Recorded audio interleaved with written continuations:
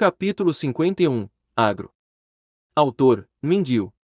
Tradutor: Blue Spark. Revisor: Loliveira 3. Como os povos do continente não davam grande importância ao desenvolvimento da agricultura, às vezes havia pragas cortando o rendimento de suas colheitas, levando a muita fome. No entanto, Green também sabia que as condições naturais do continente Ak eram muito boas, como na árvore do arroz.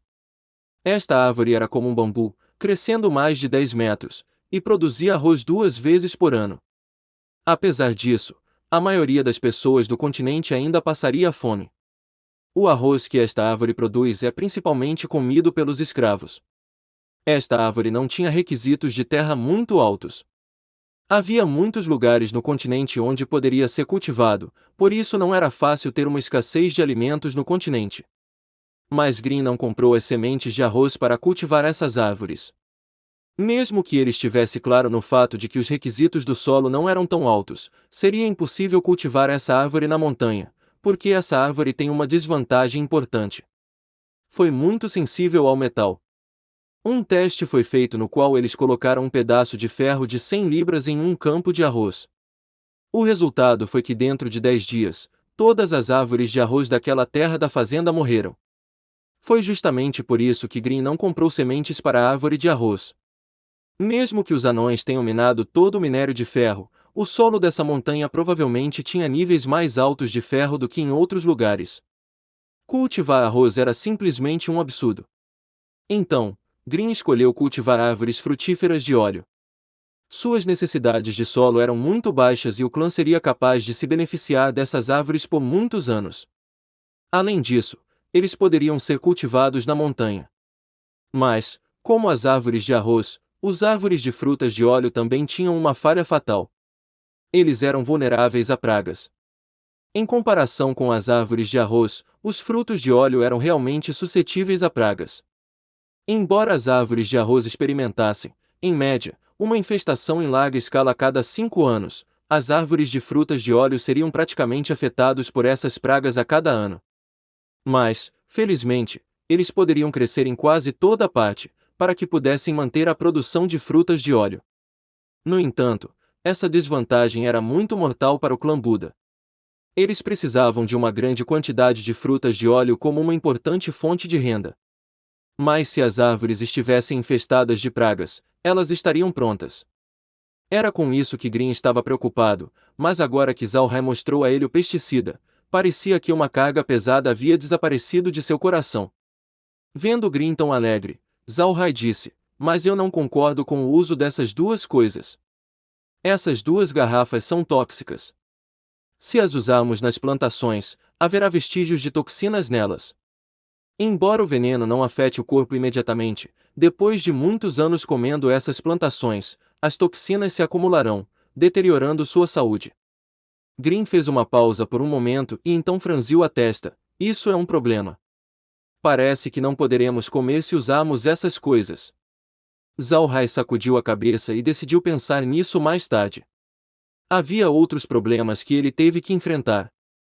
"Vovô Green, vamos entrar na minha cabana e ver quantos mortos-vivos estão na tela e então encontrar uma maneira de pegá-los." Green assentiu. Para ser honesto, Green sentiu que a tela era muito conveniente. Você poderia ver fora do espaço para saber qual era a situação. O único inconveniente era que o alcance era muito pequeno.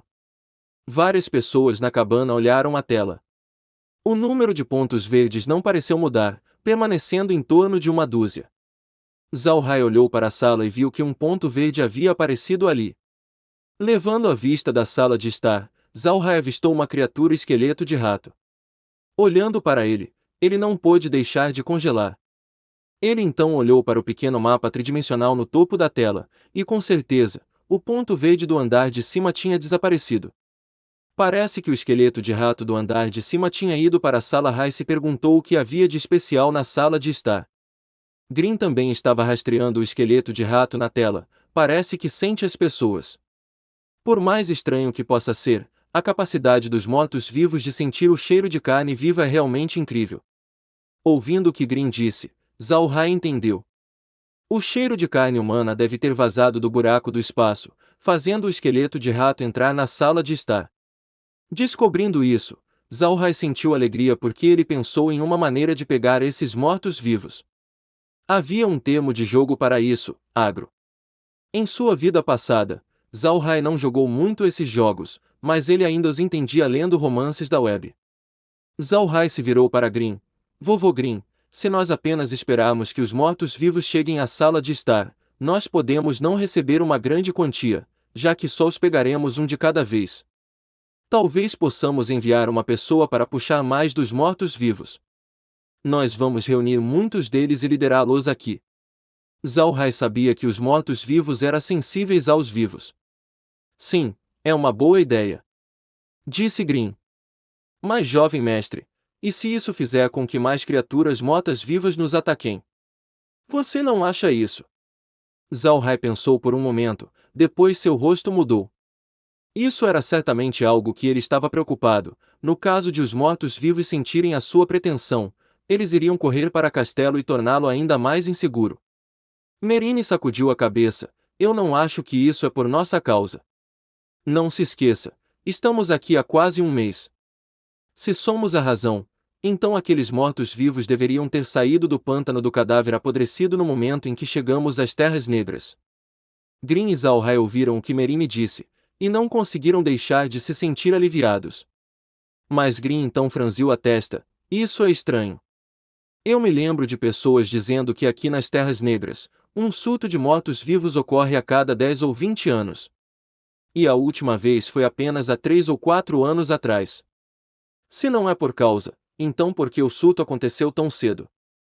Se a frequência de surtos for tão rápida, então estamos em apuros. Você não pode realmente acreditar nesses rumores. Ninguém realmente entende como as Terras Negras funcionam. Era tudo o que Merine podia dizer.